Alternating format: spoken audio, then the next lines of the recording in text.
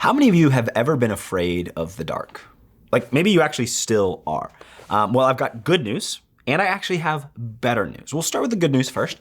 You are not alone. Being afraid of the dark is one of the most common fears human beings in every culture and every generation have dealt with. As a kid, I was terrified of the dark, so much so that I needed a nightlight.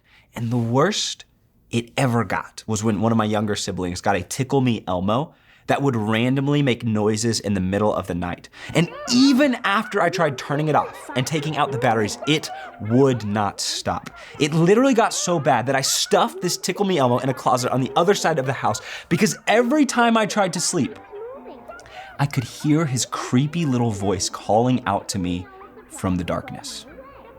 That's the good news. You are not alone if you have ever been afraid of the dark. The better news is that Jesus came to conquer the darkness.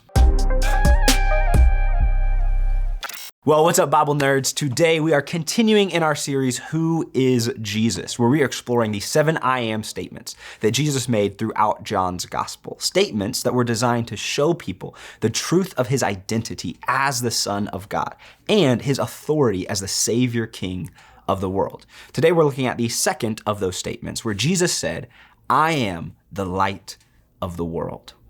In John chapter 8, verse 12, this is what we read. Jesus spoke again to the people. He said, I am the light of the world. Whoever follows me will never walk in darkness, but will have the light of life. So who is Jesus? Jesus is the light of the world. And when he arrived on earth, he came with a very clear mission to rescue us from sin, repair our relationship with God, and restore our purpose.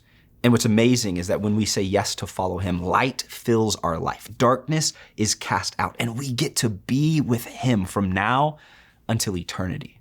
This is why the gospel is called good news, because the light and life of Jesus is the cure to the darkness that has ravaged God's good world. Because ever since the 3rd chapter of the Bible, human beings have been trapped in darkness. We've been infected by the disease of selfishness called sin. Sin blinds us to what is good and true, and it tempts us to disobey God and take advantage of other people. But that's not actually the way things are supposed to be. You see, from the beginning, God's plan was to create a world flooded with light and goodness and joy and beauty. That's why in Genesis chapter 1, verse 3, God says, let there be light. And there was light. Sin wants to snuff out the light. But Jesus came to turn the brightness back up. He came to hit the reset button and launch a new creation, one that would once again bring light into the world.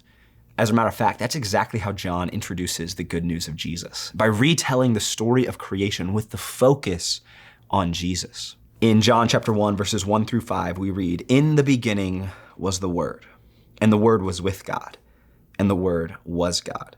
He was with God in the beginning. Through him, all things were made. Without him, nothing was made that has been made. In him was life, and that life was the light of all mankind. The light shines in the darkness, and the darkness has not overcome it. Jesus is the light of the world.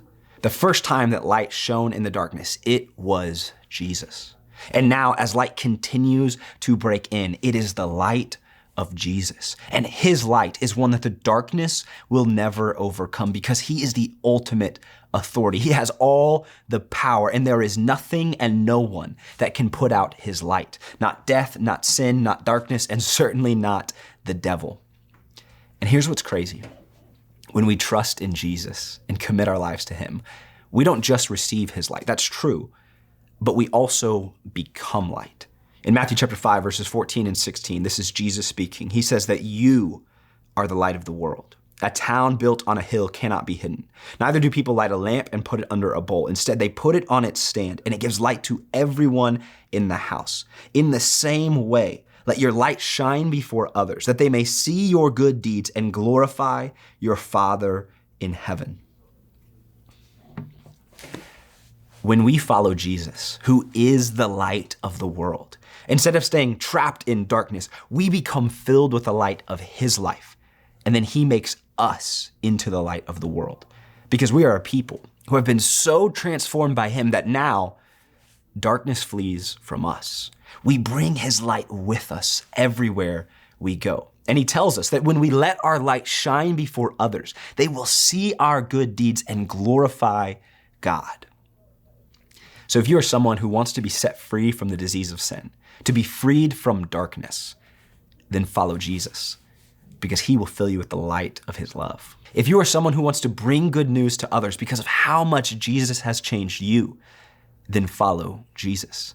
That means go where he goes, do what he does, trust what he says, and learn how to love how he loves. Because Jesus is the light of the world, and whoever follows him will never walk in darkness. Until next time, take care and stay nerdy.